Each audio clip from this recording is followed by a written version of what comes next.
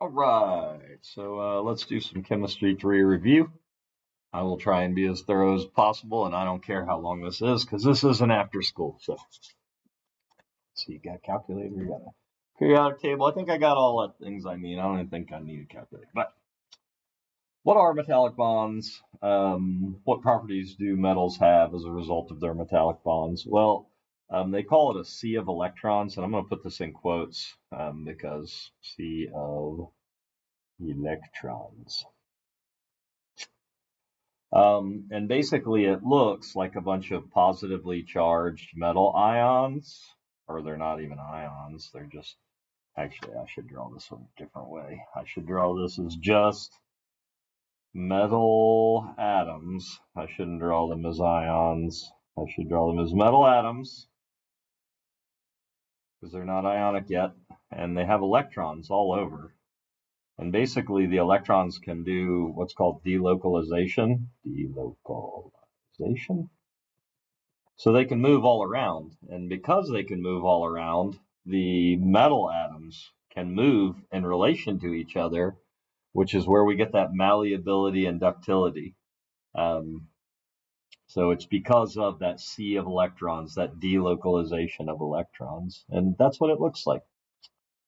Why are diamond and graphite different if they both are made of carbon? Because of their bonding structures. Bonding structures.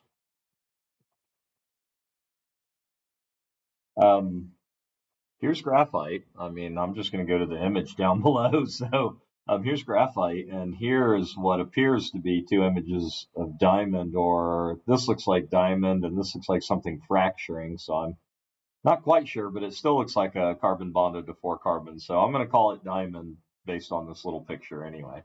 It just looks like a fractured diamond. Anyway, based on how they're connected, here you have a carbon connected to three other carbons, and it makes these big sheets, these molecular sheets that are connected through these electrostatic interactions. But as I write with this pencil, I'm basically taking these sheets off in a row on the paper based on the polarity of the paper and the polarity of the sheets and all the other interesting things that occur between graphite and paper.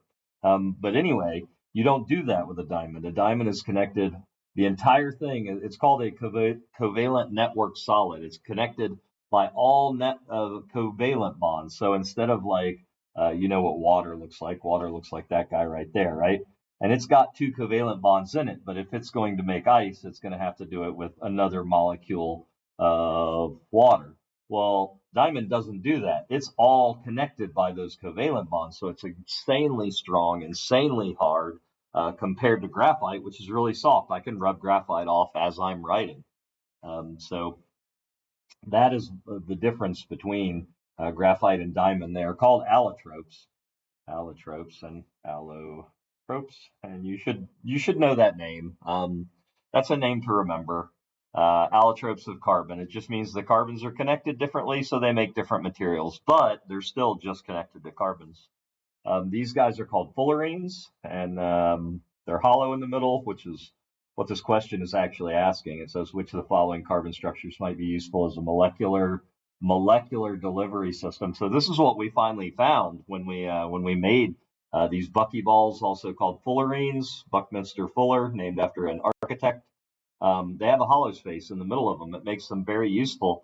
And this nanotube also, hollow space in the middle of it, very, very useful as a molecular sieve or molecular delivery system. So these guys and this guy would all fit that bill as a molecular delivery system really well because they're molecular in size and they have hollow spaces in the middle of them. This is coal, that wouldn't work at all. This is graphite, that wouldn't work at all. And these two are diamond, and diamonds, you can't house things in the middle of diamonds. It's pretty hard to do that. They don't like to make uneven structures. Okay, why are plastics so flexible and durable? Okay, so they are long chain hydrocarbons. So what they do is they look like this. This is a bare bone structure. So every point is a carbon, and then it's just surrounded by hydrogens. But they form really long chains, and so the chains are allowed to flex with relation to each other.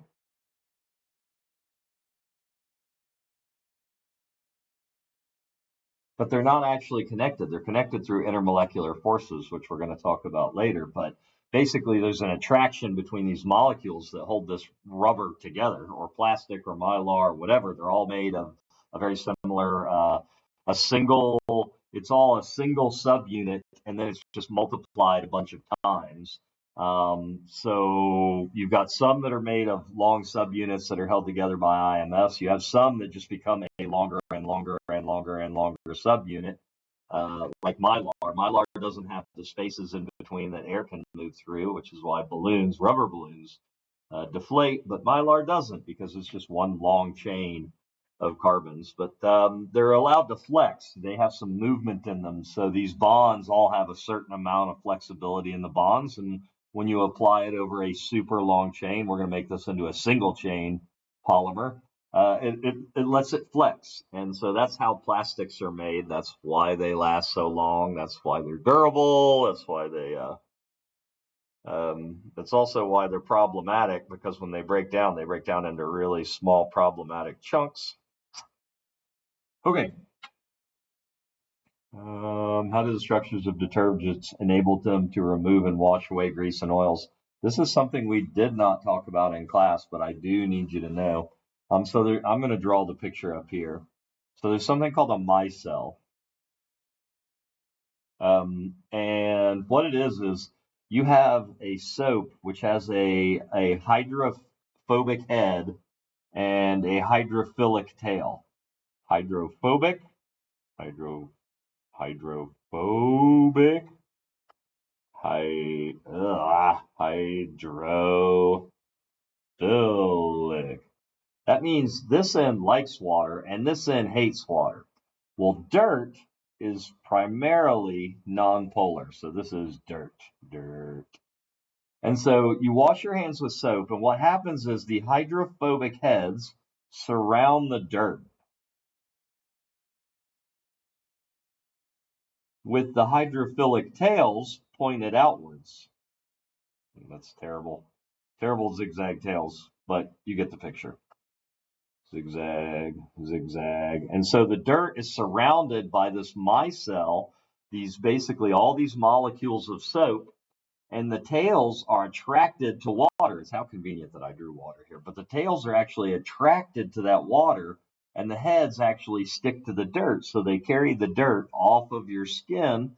They go with the water and with the soap and down the drain instead of sticking to your skin, which is kind of nonpolar. So if you have dirt on your skin, you have nonpolar dirt on your skin and nonpolar skin, and it's kind of stuck there, right? You'll notice that greases and oils stick to your skin really good. I probably have some, right there in my nails because I work on cars, and it's just a hazard. You wash in there and scrub in there as best you can. But when you do, basically you get this dirt, oil, grease, whatever on nonpolar skin, nonpolar grease. You surround it with these nonpolar soap ends, and then the polar ends carry it away with the water, and so the stuff washes off of your hands. So that is the basic description there. I don't know how you want to describe it. I don't know how they expected you to describe it in a line there, but that's how it works. There, basically, it is because of this structure here, a soap structure, which can form a micelle. The micelle is the thing that goes around the dirt, and it's hydrophobic head, hydrophilic tail. You can do the opposite of that too. You can have a hydrophilic head and a hydrophobic tail in certain molecular structures, but I think in this one, I think it is hydrophobic and hydrophilic tail. Okay. What is electronegativity? How can it be used to determine the type of bond between two elements? Well, electronegativity is pull of an atom to gain electrons. And if we compare electronegativity differences, electronegativity differences, we can tell bond type. And so I'm going to put the number line down here. So we have 0 to 0.3, and that would be non-polar covalent. And then we have till 1.8, and that would be polar covalent. And then we have anything over 1.8 is ionic. Basically, this is where all your metal nonmetal is going to exist, and this is where all your nonmetal nonmetal is going to exist. So we have to get used to these pictures. These pictures are indicators of a type of bond. Clearly a nonpolar covalent bond. They're sharing equally. And what this is called a electron density image. And so it shows you where the electrons are kind of hanging out most of the time. And it's really kind of just a blob. And so there's no real dense area of electrons. Whereas down here, there is clearly an area that has more electron area around it than the other end. So this would, be something polar, let's say carbon monoxide, maybe. I'm going to use CO here. But anyway, this would be our polar covalent bond because there's an unequal sharing. And I know they're still sharing because they're connected. There's no break in these molecules. There's no ions. This isn't a complete plus charge and complete negative. It's a partial positive and a partial negative. It's just saying that this end is more negative than this end. Up here, I have an ionic bond. And I know this because one particle is positive and one particle is negative. And as long as that is true, you have an ionic bond. Now remember, this negative thing can also be a polyatomic ion. It can be some NO3, like I'm going to draw it as NO3 because why not? Why wouldn't I right here? So this is NO3, and it is also a negatively charged ion, and it can be charged to a metal too. It doesn't matter. It's still ionic. You would say, oh, this is NO3, but it's covalent. They're both nonmetals. No, the thing itself is an ion, and it's connected to a metal, therefore it is ionic. There is a transfer of electron. Yes, this thing is all covalently charged, but yes, also it has stolen an electron from a metal, so it is no longer just a covalent, a polar covalent. It is an ionic. It is involved in a theft. It has taken an electron. So anything on the back of the periodic table, these are all ions, and you know what their charge is. It's written clearly right there so that you can crisscross and make formulas properly. Okay. Describe what is a transfer of electron. Transfer. Here, this NO3 has transferred an electron. Transfer of electron. Okay, ionic. Well, the common one is NaCl, but I used an uncommon one. Well, yeah, I'll leave the common one on there, and then I'm going to put NO3 Br because that's what I drew. I wanted to draw something different, and I drew NO3 Br, which is also ionic.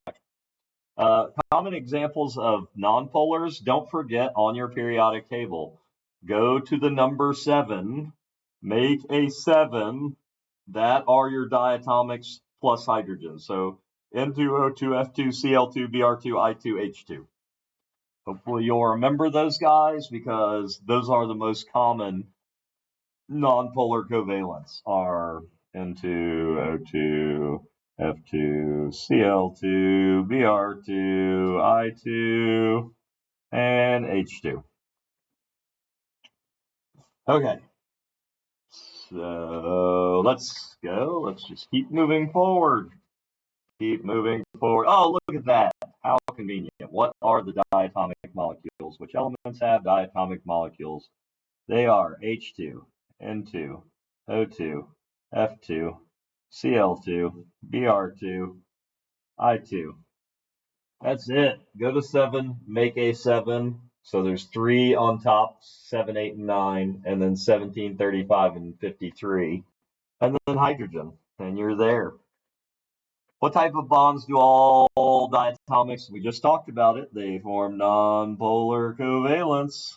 Maybe I should write nonpolar covalent because some people just need to see it written. Complete the table. All right. What happens to electrons in the formation of an ionic bond? They are transferred. They're just drilling it in at this point on the Transfer electron transfer.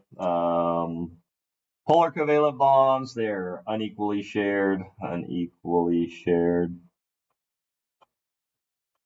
And on nonpolar covalent bonds, equally shared. Yeah, this is drill and kill. This is just making sure that the information is in your brain at this point. Although there are some characteristics of bonds. I like this. Ionic bonds. High. Polar covalent bonds. I'm going to call them medium. I mean, they can be, I want to say they're high, but they can be in a medium. I mean, these both could be considered low, really. I'm going to call this low to medium. Because just knowing some of the melting points that I know about some polar covalent bonds, you've got to say they're kind of a medium melting point. State of room, a state at room temperature, state of matter, so solid, liquid, gas. Well, if you look at the periodic table, it's pretty obvious that all the red things are gases, and those are going to be the things that are going to make nonpolar covalent bonds. So what I have is nonpolar covalent bonds are mostly going to be gases. Polar covalent bonds can be solid, liquid, or gas at room temperature. So you can get some polar covalents that actually are a solid. You get I2 that is a solid. So you can actually get some nonpolar covalents that if they're a big enough molecule, you can make a solid. But we're not talking about exceptions. We're talking about the majority. And the majority of nonpolar covalents are gases, N2, H2, O2, all those guys. The majority of polar covalent bonds are basically liquids. Think water. You know, what's water's melting point? It's 0 degrees. So it doesn't have a very high melting point, that's for sure. But some melting points are like negative. And then ionic bonds, you know what table salt looks like. It is a solid, and almost all ionic solids are solid. There's no such thing. I think maybe you might have a couple of very super rare ionic solvents, but I don't know of any off the top of my head. So I'm going to strike through ionic because, as I just said, that thing doesn't exist. Like there are no ionic fluids. Like if you take a salt and you heat it up, it goes directly to a gas. It goes to chlorine gas and sodium. So you can't really have. I don't want to misguide you by saying that there are liquids that are ionic. It's polar and nonpolar. It's basically oil and water. And water is polar, dissolves ionic and polar things because they are very similar to each other. The unequal sharing of electron borders on ripping the electron away. So these two things are closer than this thing is to anything else. So with that said, this would dissolve in water. It's polar. This would dissolve in water because it's polar, because water is polar, not the stuff. The ionic bond is ionic, but because water is polar, it breaks ionic bonds. This would dissolve in oil because it's non-polar. All right, types of atoms involved in bond. Ionic bonds are a metal, the thing on the left, and a non-metal, the thing on the right. All of these are a non-metal and a non-metal. Why am I saying it that way? Non-metal, non-metal. Non-metal, metal. Metal. That's what y'all are going to be saying because you say button in Latin. It's going to see metal, non-metal. We're all going to start to sound British. That would be awesome. Non-metal, non-metal. Okay. So we know what's in polar covalent and covalent bonds altogether. All right, identify the types of bonds shown in the Lewis structure below. This is easy. How do I know the type? Because here there's a transfer of electron. The electrons have clearly been transferred to these two chlorines. So this is an ionic bond. This, I see that they're sharing the electrons. That's what this line means. He has 2, 4, 6, 8. He has 2, 4, 6, 8. He has 2, 4, 6, 8. Everybody has an octet. They're all happy. These are covalent bonds. And more important than that, they're non-polar. How do I know? Because nobody's winning this tug of war. If you looked at this, it would just look like a big blob of electrons. There's not way more electrons on one end of this. Draw electron dot structures for the following and identify what types of bonds they are. Okay, I know that aluminum has 3 valence electrons. How do I know? Because it's in group 13, and I can just drop the 1 on all the teens, and I'll just get the number of valence electrons. It has 3. And if it has 3, it would prefer to lose 3 than gain 5. And I know that bromine has 7. And bromine is going to want to pick up 1 electron to get its octet. So what I know I need to do is crisscross charges. That's plus 3 minus 1 and crisscross. So I need 3 bromines. Bromine, bromine, bromine, bromine.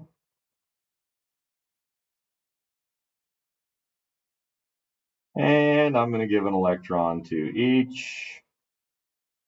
And the way they drew the final product, this is how I draw the electron structures. But the final product would be Al, and that would be 3 plus, and then there would be Cl, and they would be minus Cl. Oh, Br. Sorry, these are Brs. I'm looking at the one above it. I'm cribbing notes. Br, negative, negative, negative. And you can put the electrons in. It's basically going to be 8 on all of them, but if you put them in the brackets, everybody knows you're talking about ions. So this is definitely an ionic. We know aluminum. Aluminum left of the staircase, it is definitely ionic. I know that I showed you that it could bond, but we were showing you some advanced stuff that, some high level, top level secret stuff that you weren't meant to see yet. You weren't meant to know that things can be more than one thing yet. But here's the thing in chemistry, it's all gray area. Okay, so for you in this class, aluminum is going to transfer electrons, and that's all it's ever going to do. Okay, so I know I'm gonna do the steps here. So I have 4 bromines. That's what I needed a calculator for. I had 4 bromines times 7 electrons apiece, and I have a carbon so I have 32 electrons to make this structure. And I know that it's a covalent bond because these are 2 nonmetals, carbon and bromine. Carbon and bromine are nonmetals. Therefore, we're bonding now. 2, 4, 6, 8, 10, 12, 14, 16, 18, 20, 22, 24, 26, 28, 30, 32. That's all my electrons done. Everybody, let's see, center atom. 2, 4, 6, 8. He's happy. 2, 4, 6, 8. They're all happy. Everybody's happy. That is the Lewis structure. It is tetrahedral. While I'm here, might as well talk about it. It's 4 things connected to one thing. Therefore, it has 4 little places that could have flats on them like a diamond. Therefore, it is tetrahedral. All right, determine what types of bonds will form between the 2 elements and explain how you know. Okay, this will be ionic because it is a metal and a nonmetal. How do I know? Because sodium is way over here, and iodine is way over here. Oxygen and sulfur. It's going to do a polar covalent bond. How do I know? Because they are both nonmetals. Oxygen is here and sulfur is here. Calcium and nitrogen. Again, ionic bond. Oh, and I can say non-metal. Ionic bond, metal, non-metal. All right. So that is how we know what is up with those things. They are ionic because they are metal, sodium, and iodine, nonmetal. They are oxygen and sulfur, so they are polar covalent bond, nonmetal. And they are calcium and nitrogen, therefore they're an ionic bond, a metal and a nonmetal. We know where calcium is on the periodic table, and we know where, what is the other stuff? Oh, nitrogen, clearly over here in the nonmetal. All right, Where are we at? Page 2643,206. Question number 1. This always cracks me up because it's like question 3, 4, 5, 6, 7, 1. Okay. What question should be asked to determine if you have an ionic compound or a covalent compound? Wow, have we covered this ground yet? Metal, non-metal? Non-metal, non-metal. Hello, making a video. Yeah, I'm on the Skidaway trip. that was Mr. Cox. All right. If you have an ionic compound, what other information do you need to be able to write the formula for the compound? If I have an ionic, what other information do I need to be able to write the formula? So if I have the name, I need the charges of common or ions involved, I guess. Ions involved. So for instance, if I have a sodium and I have an oxygen and I know this is +1 and I know this is -2, then I know my formula is Na2O. Or if you tell me that I have sodium oxide because I know the charge of sodium. But if you told me that I had iron oxide, then you're going to have to tell me something else about it because iron is in the center of the transition metals. So therefore, it has multiple oxidation states. Don't forget. There are 3 over here that have multiple oxidation states, tin, lead, and bismuth. And there are 3 over here that don't, zinc, cadmium, and silver. Zinc, cadmium, and silver are on the back of the periodic table. Silver is +1, cadmium is +2, zinc is +2. Do not worry about diatomic mercury. You're never going to see it in this class. Okay. So, yeah, there we go. What ending do all elements use when they are the anion in a compound? If it's an element, it's an IDE ending.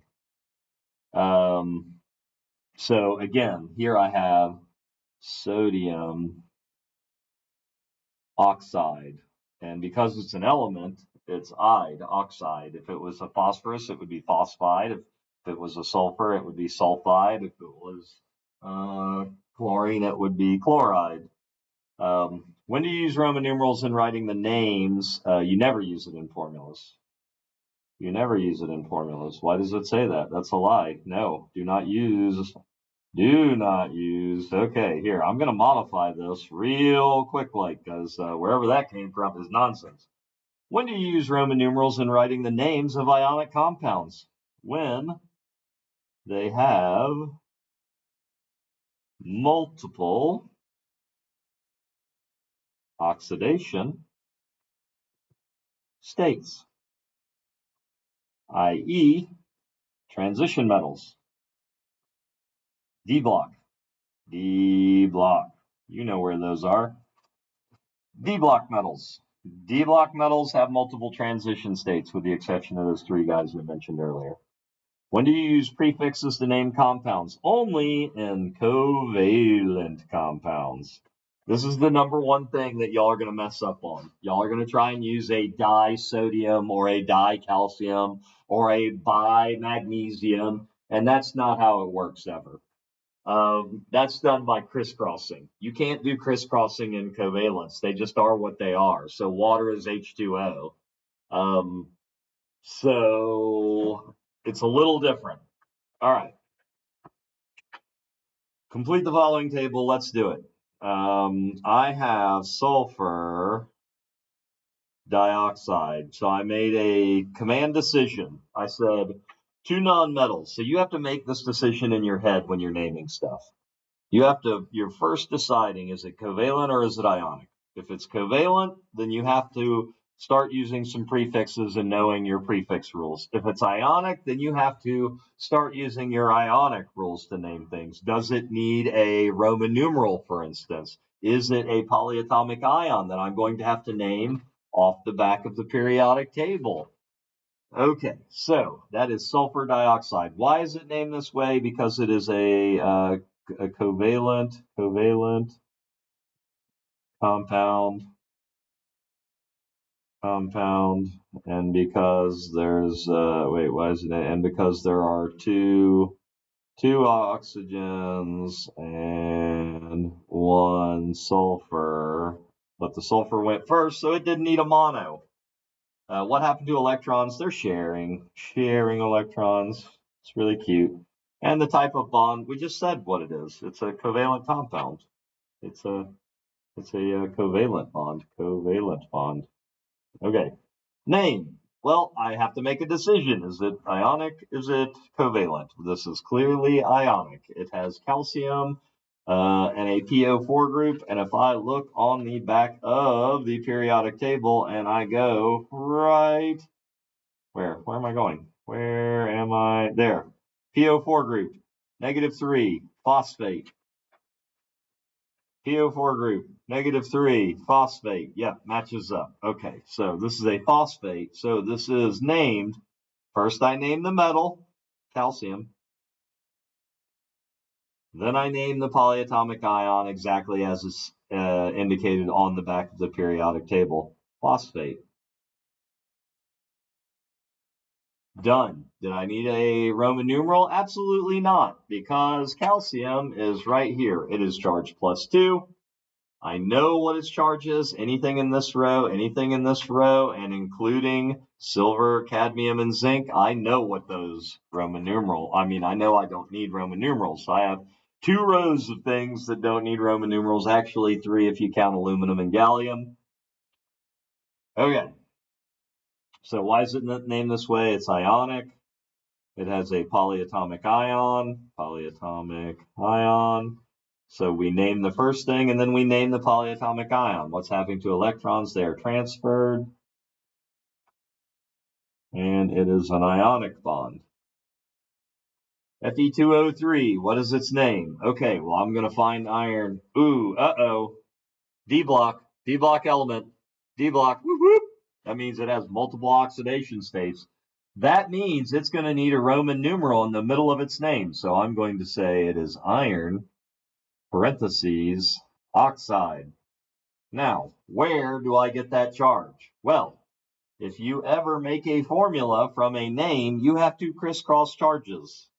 If you go from a formula to a name, you can uncrisscross charges. That 3 came from the charge of this iron, +3. That 2 came from the charge of this oxygen, -2. And I can check that against what I know. -1, -2, -3, these bond, +3, +2, +1. Well, yeah, oxygen is -2. So that uncrisscrossing confirmed by the periodic table means that this thing is charged +3. 1, 2, 3. Don't forget your Roman numerals. 1, 2, 3. IV is 4. V is 5. VI is 6. VII 7. VIII 8. IX9, X10. If you know up to VII, this is like the majority of 1, 2, 3, 4, 5, 6, 7. Might as well 8, 9, 10. This is the majority of things that are charged below a 7. So just know that. Again, this is an ionic, and it is not a polyatomic ion, a ionic binary. That means it has 2 elements, iron, oxygen. So you just name the first thing and then name the second thing with an IDE ending. Any element in the second part of any compound, ionic or covalent, is going to gain an IDE ending. You are used to doing this. You just don't realize that if I put carbon monoxide in front of you, you would go, oh, that's carbon monoxide. You would know that it's IDE. They're transferred. Is there? I think there's, I don't know. Ionic. Okay. Ionic. Again, magnesium nitride. Magnesium nitride. How do I know this? Because I know magnesium is a metal. It's right here on the periodic table. It is charged +2, which makes sense because the 2 is right there on that nitrogen. Nitrogen is charged -3, which makes sense because it is charged -3 due to that 3 anyway. So it's magnesium nitride. It is ionic. It is binary again, which just means it gets an "-ide" ending. And they're transferred, which you're putting me in a bind here. Now, is it 2 R's or 1? I don't know, and I don't care enough to know. Ionic. Yeah, I actually do. No, I don't. I'll look later. Okay. Now we're going from names to formulas. So, if I see a Roman numeral, that gives me the charge. So this is a 4. Like I said, IV is a 4. So I know that lead is charged +4. And now I need to know what a carbonate is charged to know how to make this formula. So I need to go on the back of the periodic table, and it is arranged alphabetically. A carbonate is a CO3 2-. It is a CO3, and it is 2-. So I know what lead is. It is Pb. I can find it on the periodic table here. It's lead. Right here, this one of the 3 that has multiple oxidation states. And so its formula is, okay, so normally it would be this. It would be Pb, and that 2 would come down, and then CO3, CO3, and then that 4 would come down. But we're interested in lowest ratios of atoms to each other. So I can factor a 2 out, and so it is just PbCO3 2. Why is it named this way? Well, because it is ionic, and because it has a transition metal,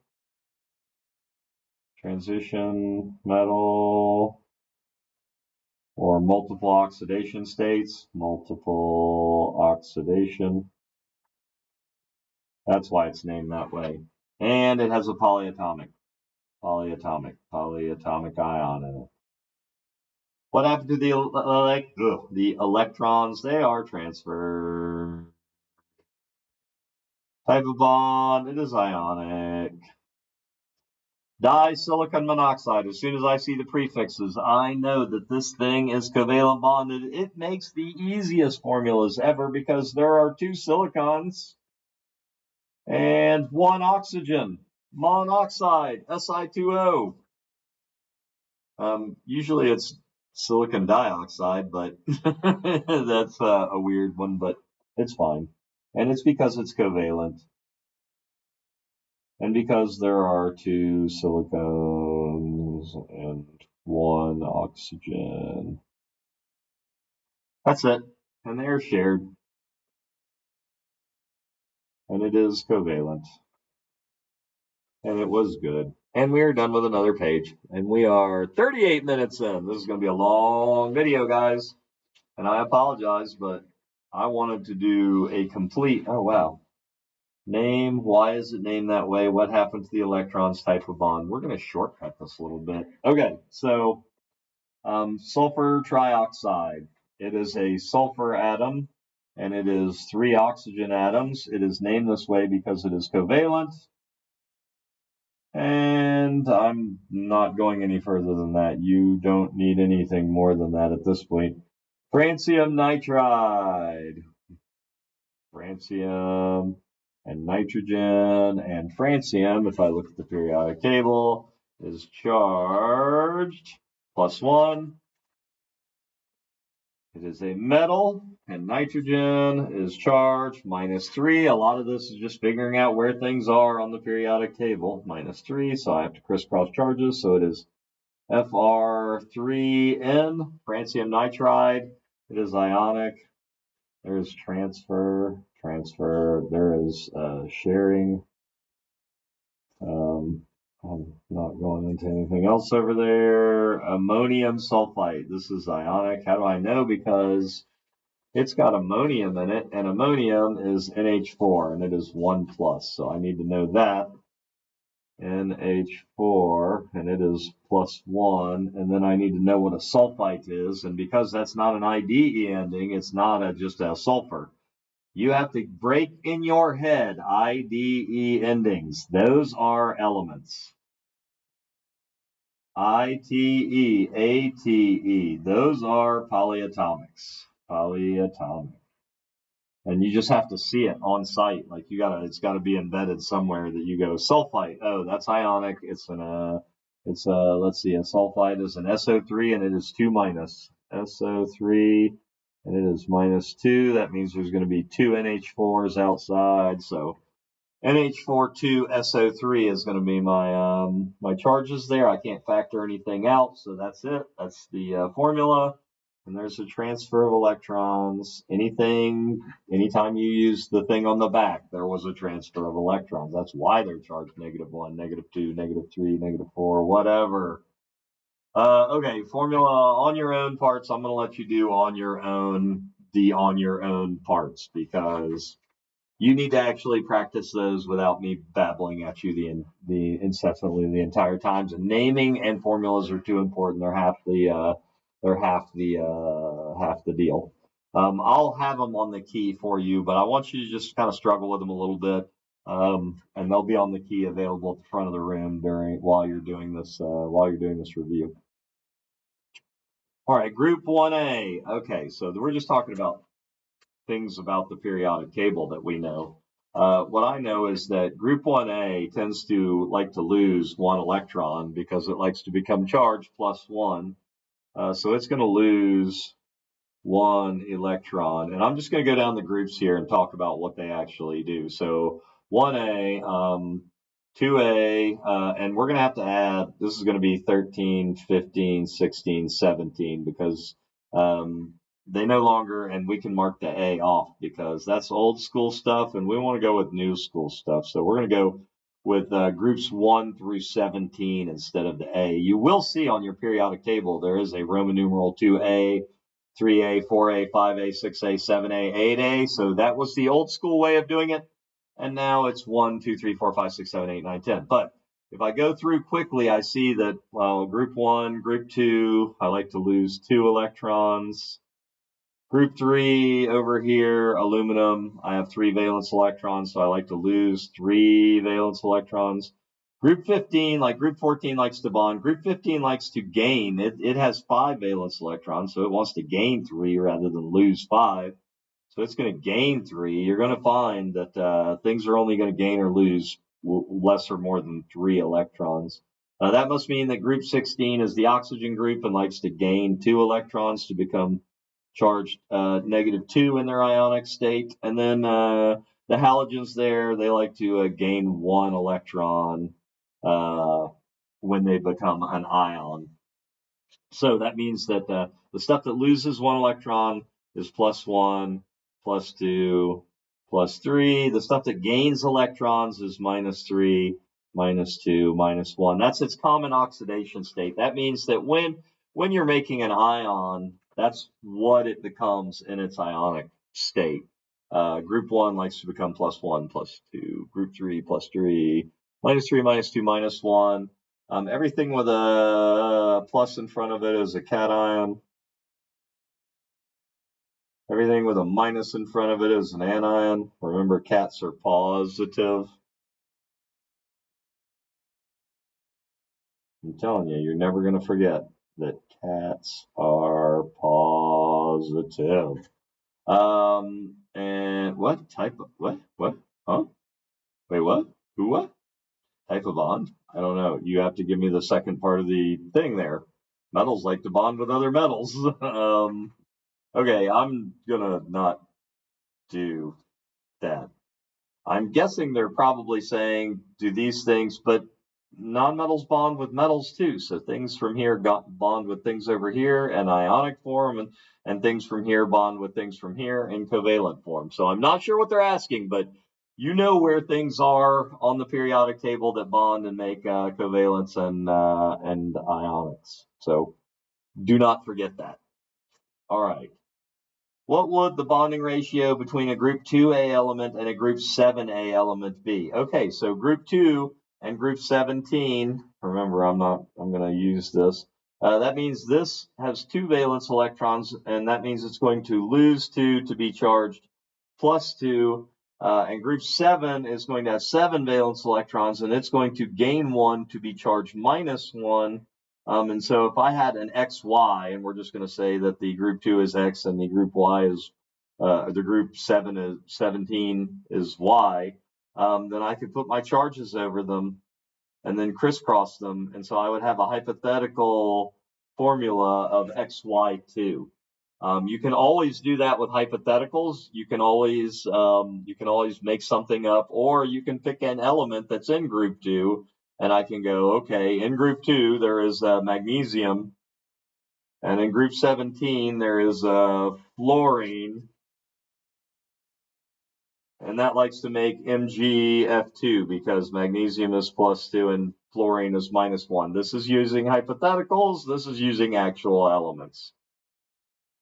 If a student discovered a new ionic compound with the formula D3W, see, now we're just uncrisscrossing charges. What are the ions and their charges? Well, if they have D3W and we uncrisscross charges, we know there's an invisible 1 here that chemists hate to write, so the D is plus 1. And we see the 3 on the D, which goes to the W, so the W is minus 3. Therefore, the W is minus 3 and the D is plus 1. What would the formula be for an ionic compound if element X has 3 valence electrons? Okay, if it has 3 valence electrons, it's going to want to be plus 3. So that's X is going to want to lose 3. And element Z has 6 valence electrons. Let's go to the periodic table, things that have 6. Oh, that's oxygen. It's minus 2. It wants to gain 2. So we're going to make Z negative 2. And then we're going to crisscross our charges and make an X2Z3. Remember, the charges don't have to stay. You can even erase them. They don't matter. They're not part of the actual formula. The formula is X2Z3, but I write the charges to kind of safeguard myself to make sure that I'm still crisscrossing in every term.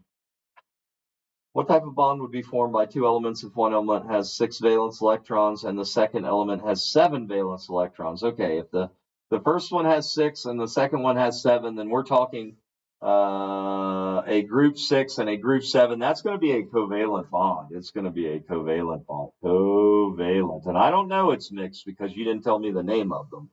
And we don't crisscross charges with covalent things. There's H2O and there's H2O2. Those two things exist covalently.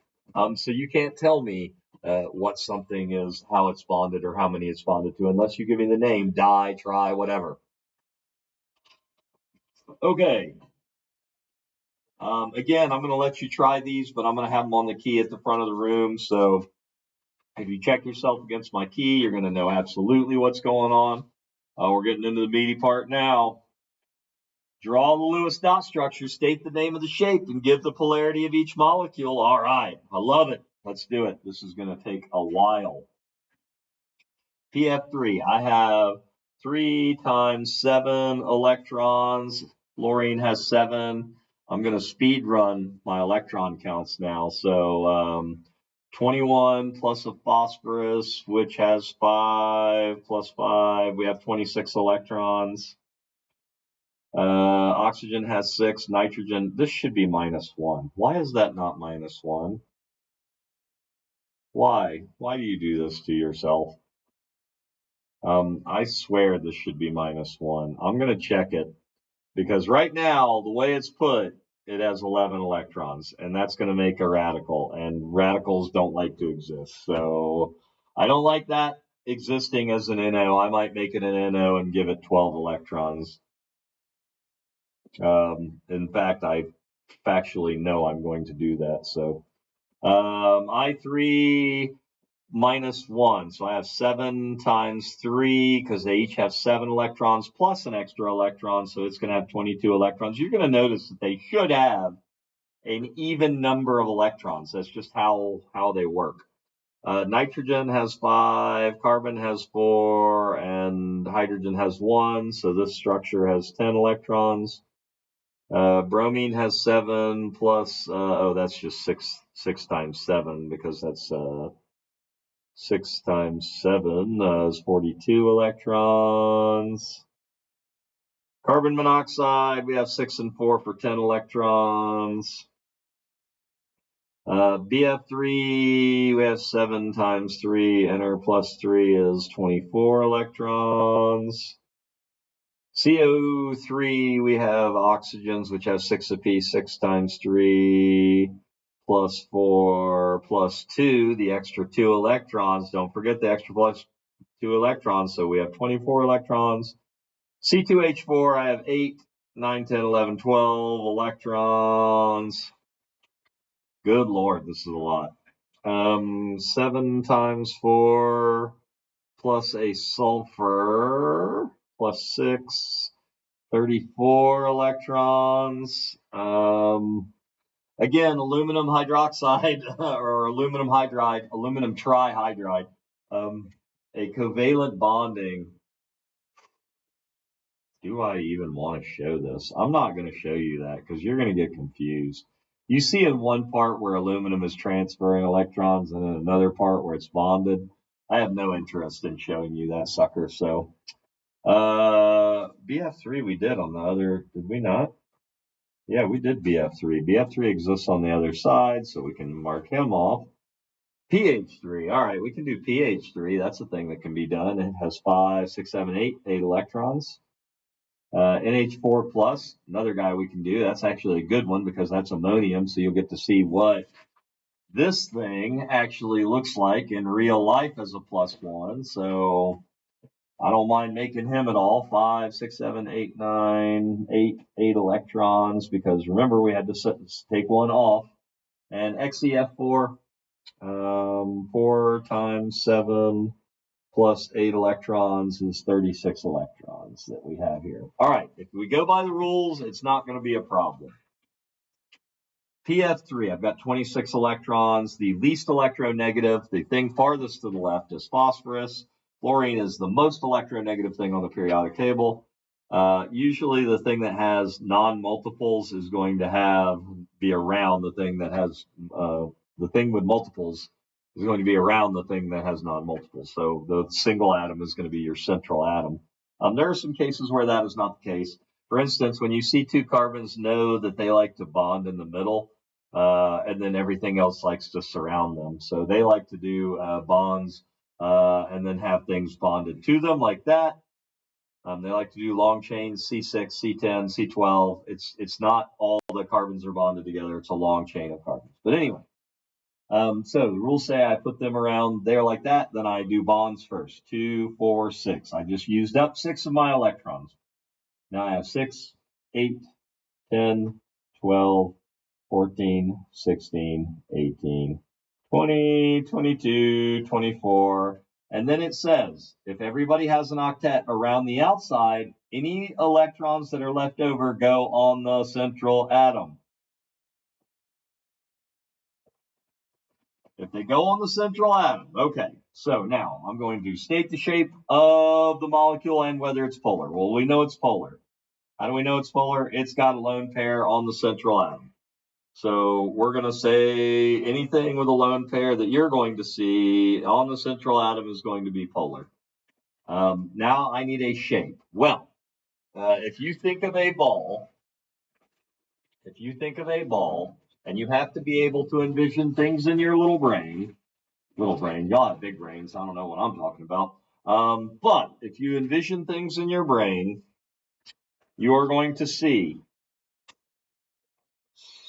something that looks like this. This is what 4 things connected to one thing look like. They're about 109 degrees away from each other. This is what electrons look like. Now, I've drawn it like this because this is a 2D representation of a 3D shape.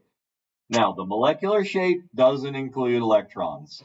That's what it looks like. You cannot think about it as being flat because this thing is not flat. It would be closer to the electrons, and they don't like to do that. So the shape is, it is a triangle. We can see that it is a triangle. Trigonal, because you take trigonometry, not trigonometry. Trigonal, and it is a pyramid. Most pyramids have 4 sides. They look like that from the air, but this is a triangular pyramid. And you can see that it is off the ground. It is not flat to the ground. It is not trigonal planar. They are not in a plane with each other. Therefore, it is polar. Okay. And forward. NO minus. All right. So all we have here is an N and an O, and we have 12 electrons. So we're going to call him the central atom because he's the least electronegative. So 2, 4, 6, 8, 10, 12. Nobody's happy here. Well, one guy's happy. The oxygen's happy. He has 2, 4, 6, 8. Now the nitrogen's not. He has 2, 4, 6. So what I'm going to do is I'm going to rip a pair of electrons off here, and I'm going to put them on here, and that's 2, 4, 6, 8, 2, 4, 6, 8. And then I'm going to put this thing in a bracket and put a minus sign on it because that thing should be charged like that. And so it's not only polar, it's an ionic compound. Anything with a negative would be ionic. It would have a transferred electron to it. The structure beneath that, though, if we just looked at the structure and not as an ionic, we would call it polar. It's definitely linear. Any two atom structure is just going to be linear. There's no way for it to be anything else because you just have two things connected together. So not a hard one there. All right, I3. So we have an iodine, an iodine, an iodine, and this is charged. So again, we just connect the 2, 4, 6, 8, 10. We go to outside atoms first. 2, 4, 6, 8, 10, 12, 14, 16. And then we go to inside atoms. 18, 20, 22. That is the rules. Now, it looks funny to you, I grant you. And you go, how can that be, Mr. Irwin? It can be because iodine is way down here. It's a big atom and it has a lot of places it can stash electrons. So it can do what's called hypervalency. 2, 4, 6, 8, 10. Don't worry about it. That's just the rules. And you can leave it just like that. And it will be perfectly happy. It is a linear structure. 3, 4, 5. They won't be. No, that's going to be a. Is it? We need a blue sheet. My God. Why is this on here? This should not be on here. This is not basic shapes. I object, Your Honor. Your Honor, I object. I object. It's so it's going to be linear. It's going to be linear, but you're never going to see this shape. You're never going to see this many electrons around something. So I kind of object to it. I also am going to thoroughly object to calling it polar or nonpolar because the only time this stuff exists is in this ionic state. Wow, these are not great examples on our review sheet here. I think we probably should have just stuck to the basic shapes and basic non-ionics. But hey, we'll roll with the punches. Yeah, we're gonna say this is an ion, polyatomic ion, same as this guy, ion, linear, polar ion thing. Okay, HCN. Yeah, this thing exists. Okay, so least electronegative in the middle. Hydrogen doesn't count because he can only do single bonds. 10 electrons. 2, 4, 6, 8, 10. Done. Everybody's oh, wait. He's not happy at all. He only has 4 electrons. So we're going to do this, and this, and this, and this. There. Nitrogen has 2, 4, 6, 8. Carbon has 2, 4, 6, 8. Hydrogen has 2. He's happy. That is my structure. It is linear. It is polar. It is easy to tell. Oh, merciful. I'm not going to do shapes and polarities on. There's a few of these that I'm not going to do shapes and polarities on. Like C2H4. You don't know what the shape of that is yet. We haven't talked about two carbon chains, methane, ethane, propane, butane. Like There's things in here that are embedded in this review that I'm not a huge fan of right now. In fact, on the board, I'm probably going to put do not do a number of these because they're just going to confuse you. I need you to know which ones do I actually need you to know. All right, in the video, I'm going to do them all because I need this to have a key for it. I'm going to put on the board in big lettering that you are not to do many of these because you do not need to know the shape of some of these, and it's just going to you're going to confuse yourself trying to do this. I'm sorry about this review. I think this just got shoved on the end, kind of to as a gifted thing. Not throwing anyone under the bus, but I didn't put this together. My work had generally try to focus on just the shapes that we're going to do, and there's clearly some shapes here that you're not going to deal with. You will deal with this one though, so I find value in it. So let's do it. We have BR, and we have 5 fluorines attached to it, and we have 42 electrons to deal with. 2, 4, 6, 8, 10, 12, 14, 16, 18, 20, 22, 24, 26, 28, 30, 32, 34, 36, 38, 40, 42 electrons. This one is going to be square pyramidal. It's going to be this guy right here. That is a steric number of 6. Again, I think you're more likely to see a steric number of 5 and a trigonal bipyramidal. I don't know. I don't know. I'm just gonna make some stuff here because why wouldn't I? 2, 4, 6, 8, 10. Yeah, and that's polar, linear. Never gonna see that again. CO3. That's that, and that. Trigonal planar. I mean, I guess I get some value out of this. You do need to know trigonal planars,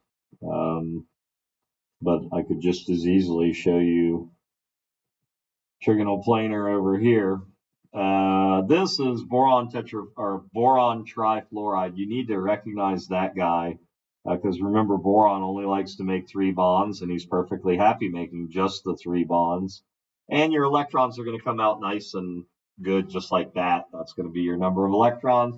That is trigonal planar. That doesn't have a set of electrons pushing the arms down. Same as this guy. This guy is trigonal planar. It's just 3 things connected to one thing. And it'd be the same if I had 2 hydrogens and an oxygen connected. It would be the exact same thing. It would be trigonal planar because it doesn't matter what's attached. As long as there are 3 things attached, that thing is going to be trigonal planar. This is nonpolar, and that's as far as I'm going with that one. Let's see, SCl4. NH4 plus, which is tetrahedral. That is pretty easy.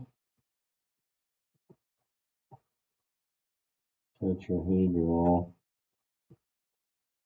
XeF4. No, absolutely not. And this is trigonal pyramidal again. This is no. Nope. I object.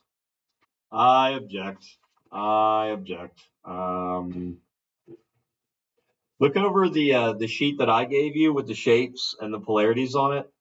Those are the ones you need to know. The worksheet that you have, you didn't turn that one in. You still have that. That is in your possession. Look over that because it's going to give you far more value than any of this stuff. Here, I'll do some freeform notes on the back because I need you to know. Like an NH3, I know that this is trigonal pyramidal, and that it's polar, or an H2O. An H2O, I know that I've got an oxygen, 2 hydrogens, and electrons, and I could work that out. 6, 7, 8 electrons, 2, 4, 6, 8. Can't put any around hydrogens. And that guy is bent. He is also polar because he has electrons on the central atom. That could be sulfur, and those could be hydrogens. That could be sulfur, and those could be fluorines or halogens. Anytime you can use a halogen or a hydrogen kind of interchangeably when you're making these sort of structures. So like PF5. PF5, I know, actually looks like this. And I know that that's trigonal bipyramidal. Bipyramidal. And that's the little brown guy. We're going to do this guy, and he's got 3 around the middle and 1 on each end.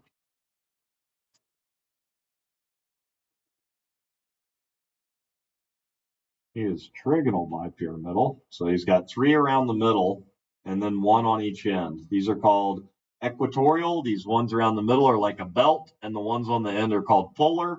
These are 90 degrees, these are 120 degrees, and these are 180 degrees to each other. So there's a lot of angles here. That's the one I said makes a good Beyblade. I mean oh man, I'm mixing up my terms. Anyway, he's trigonal bipyramidal because you can put a triangular pyramid on top and then flip it over and put a triangular pyramid on bottom. What else do I need you to know? What else do I need you to know? Oh, I need you to know octahedral. So like anytime you see something with 6 things attached, and I'm just going to put X, X, X, X, because that's going to be maxed out, and that's octahedral. Octahedral. There are 8 sides to that thing. They're all 90 degrees to each other. Octahedral, super easy. Linear, CO2 is the common example. Again, no electrons on central. This is nonpolar. Nonpolar. Oh my, yeah, nonpolar. Yep, nonpolar. Polar, polar. Octahedral, trigonal bipyramidal, nonpolar, linear, nonpolar. There's no electrons forcing these things around. Trigonal planar, BH3 is our common example. BH3, and it is trigonal planar. But do not be surprised if you see OHC. CH2O. CH2O is built the same way, and it is also trigonal planar. It's 3 things attached to one thing, 3 things attached to one thing, 2 things attached to one thing, 3 things attached to one thing, with a set of electrons pushing the arms down. This is what actually pushes the arms down is the electrons. The electrons push things around. So if there's no electrons on carbon dioxide, no pushing, it's linear. Those are the shapes I need you to know. The bent, trigonal pyramidal, trigonal bipyramidal, octahedral, linear, and trigonal planar. If you remember those guys, you're going to be golden, and hopefully I will make it obvious enough on the test for you to not have to guess too hard. All right, guys. I will be back for the test on tomorrow. So if you have any questions, I've got my laptop with me. I'll try and answer questions as best I can, but I'm kind of in the boonies right now, and I will be in the boonies, and I don't even know if there's going to be any wireless out there for me or any cellular because we are headed to an area that was slightly affected. So anyway, I will see you on the test day. If you have any questions, you can ask me on that day before the test, and I will see you then.